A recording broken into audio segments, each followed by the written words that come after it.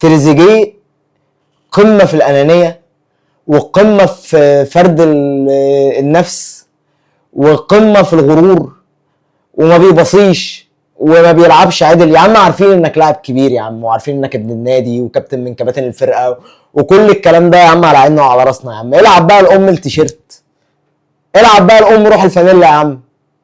ماتش كان غريب. خلينا نكمل في اللعيبه. احنا شكرنا في وسام، وشكرنا في زيزو، وشكرنا في محمد علي بن رمضان. زيزو جايب لك ضربتين جزاء في 3 ماتشات. تريزيجيه كان سيء ودون المستوى.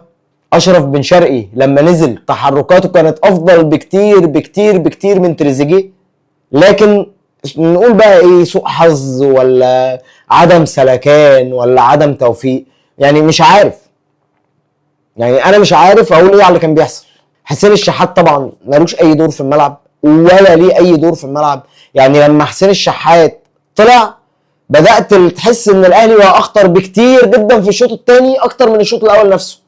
قفشه مضيع له جونين، يعني قفشه هو كمان مضيع له جونين. مين تاني؟ حمدي فتحي طبعا ما اعرفش هو طلع اصابه ولا طلع بقرار فني، بس ما كانش في احسن احواله. من الماتش اللي فات ما كانش في احسن احواله، والحمد لله انه طلع، لان ديانج لما نزل فرق كتير قوي في الملعب.